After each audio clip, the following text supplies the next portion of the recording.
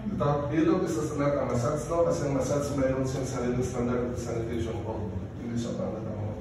Rather, it is sacred healing practice that involves understanding the body's energy, manipulating it, and restoring balance through a variety of personalized techniques. May technique po yun.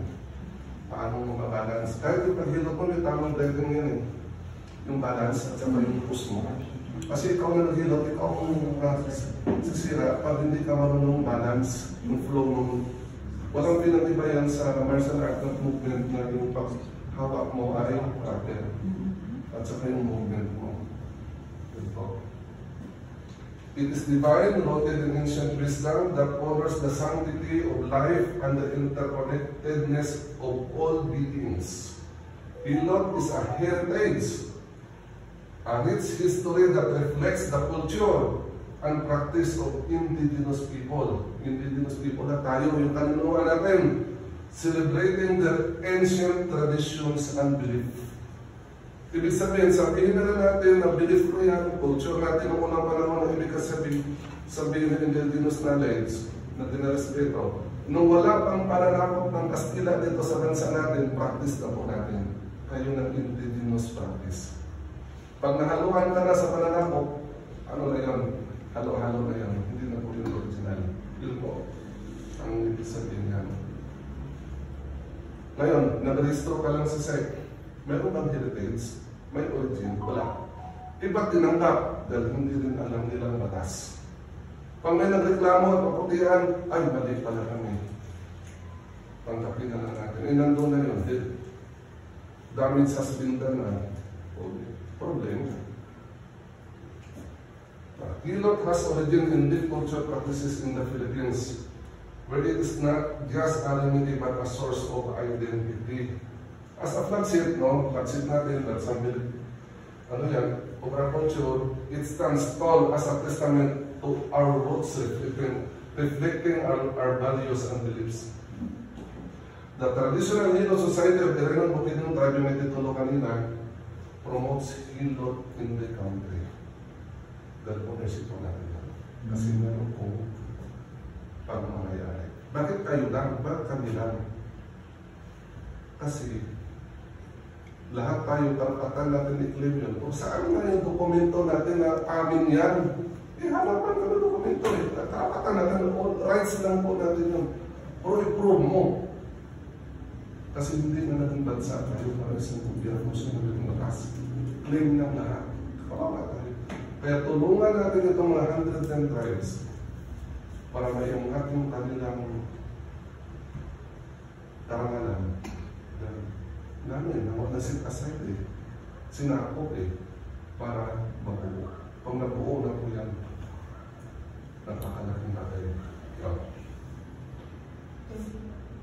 The traditional Hilot Society from the Republic of Philippines advocating for its recognition and integration in the modern healing landscape.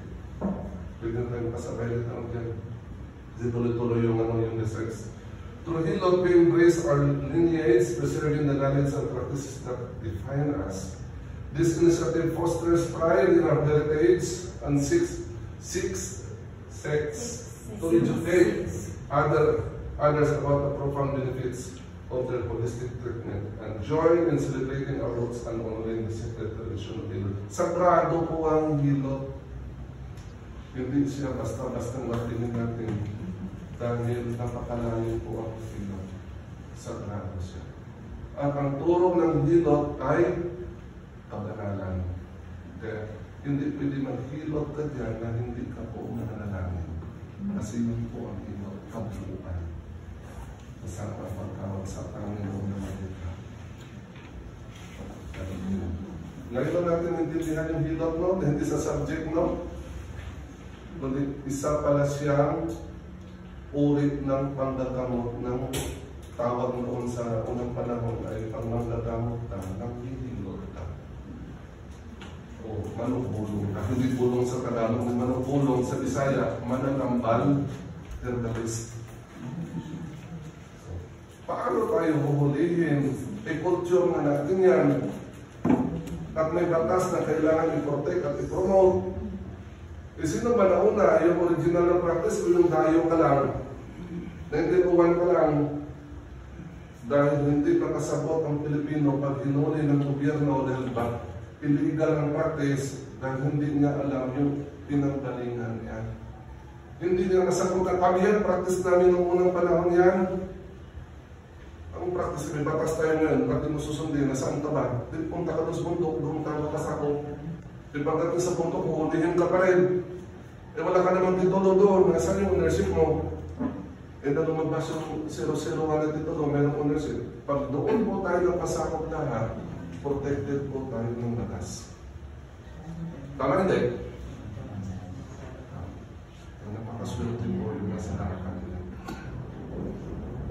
Dahil kumawala, takot din ako dati. Kaso walang Diyos. Dahil sino kang tatayo na magprotekta sa sambayan namin kung hindi mo hawak yung original na pamamayaan? Hindi po nawala ang kingdom, ang Sri Visayan Kingdom. Hindi po nawala. Kundi ito ng paharap mo. Yung mahawak mo. Claim na yan, hindi na yan claim. Ownership na po. At pag dito tayo nagpasakop, at buong Pilipinas magpasakop sa programa na ito, dahil parang sa bansang Pilipinas, hindi na tayo nasakupan ng Kastila, hindi na tayo nasakupan ng Tano, hindi na tayo nasakupan ng Insik. Pilipino na tayo ng lahat, ilang tribo ang lagyan. Ulang na lang ito ay tanggapin ko ito. At naiintindihan ng karapatan po natin yun. Yun po. Kaya ito na po siya. Naka-first zero Congress tayo sa Boracay, second Congress sa Cotabato, third zero Congress sa Cavite, fourth ngayon doon sa Quezon, yung fifth ngayon siguro di pa alam. Dito sa Leyte. Baka. Ang over po ng Hilot Congress ay yung nakaharapin po.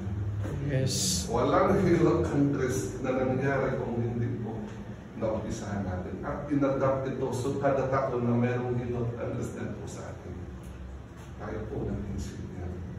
Dami na kita ng problema. Napakaswerte pa na ngayon na dito tayo ngayon.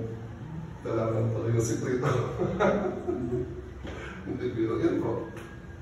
Ito po yung ginawa ko lang sa bahay. Panumbalik ng tradisyonal na panggagamot tungo sa malusog at produktibong komunidad. Yan po. Yan siya. So tayo po, hindi na po tayo sa ating ordinaryo